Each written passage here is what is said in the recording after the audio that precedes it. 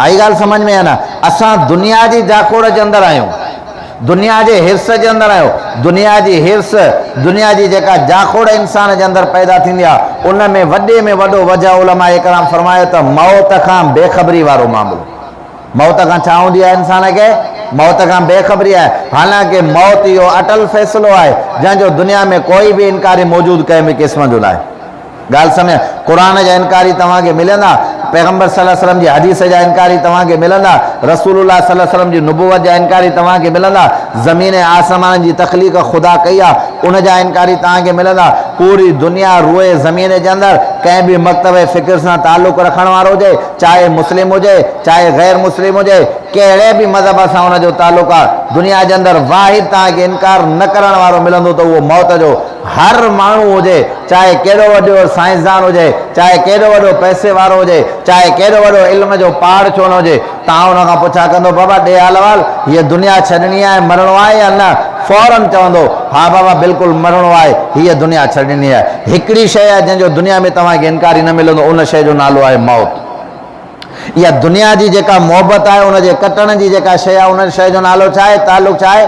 मौत है। तॾहिं रसूलुल्लाह सल्लल्लाहु अलैहि वसल्लम फरमायो हर हमेशा तव्हां ऐं असां ॾींहं जो उथण के टाइम में, रात जो सुम्हण के टाइम में हर हमेशा मौत जो इंतज़ार कयूं। हो जेको दुनिया के अंदर ॾींहुं आहे, ॾिसो न, हिकिड़ो माण्हू आहे, हिकिड़ी ॻाल्हि सम्झो, हिकिड़ो माण्हू आहे उनखे इन ॻाल्हि जी पक आहे त भई मां शाम ताईं हिन वक़्त जे अंदर रहंदुमि, या मिसाल ठीकु आहे। हाणे तॾहिं अल्लाह जे रसूल फरमायो कुन फी दुनिया कान्नक मुसाफ़िर औ आबिरु सबीलिन, दुनिया के अंदर ईअं रहो जीअं को हिकिड़ो मुसाफ़िर आहे, कुझु मिंटनि जे लाइ वञे, उन वण जे हेठां वेठो या उन जॻह जे मथां वेठो, वरी उन खां बाद में हलियो वियो। तव्हां दुनिया के अंदर ईअं माना राज पज़ीरजो। असां छा था कयूं? असां मौत खे सफ़ा विसारे छॾियो आहे। भाई असांजी ज़िंदगी आहे, असां छा ते हलंदा आहियूं? बाबा नौजवान आहियूं, खोड़ अहिड़ा नौजवान उन्हनि जी ख़बर ही न पई, उन्हनि जा जनाज़ा अची विया।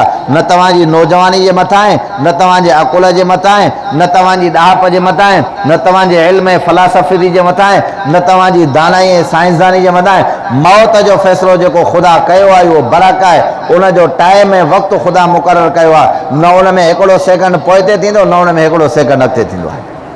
मौत जॾहिं तव्हां असां मौत खे यादि कंदासीं, आख़िरत तव्हां असांखे यादि ईंदी त पोइ तव्हां असांजे अंदरि दुनिया जी लालच ख़तमु थींदी। पोइ जॾहिं हिन दिलि मां दुनिया जी लालच ऐं मोहबत निकिरी वेंदी त पोइ अलाह जी मोहबत तव्हां असांजे दिलनि जे अंदरि दाख़िल थी। हाणे असांजी दिलनि जे अंदरि दुनिया जी मोहबत भरियल आहे। छा आहे साईं? का ॻाल्हि ई कान्हे का मुंहिंजी 30 साल उमिरि आहे, अञा मां 50 साल जीअरो थींदो। इहो वते माण्हू जेको आहे सीढ़ियूं लॻाईंदो, सीढ़ियुनि जी पंहिंजे ज़हन जे अंदरि ठाहींदो, मां हीअं कंदुमि, पोइ मां हीअं कंदुमि, मां हीअं कंदुमि। पर जेकॾहिं बुनियाद हुनजी मज़बूत करे बीहारे त भई मूंखे का ख़बर न आहे तूं कहिड़े बाग़ जी मुरी आहे।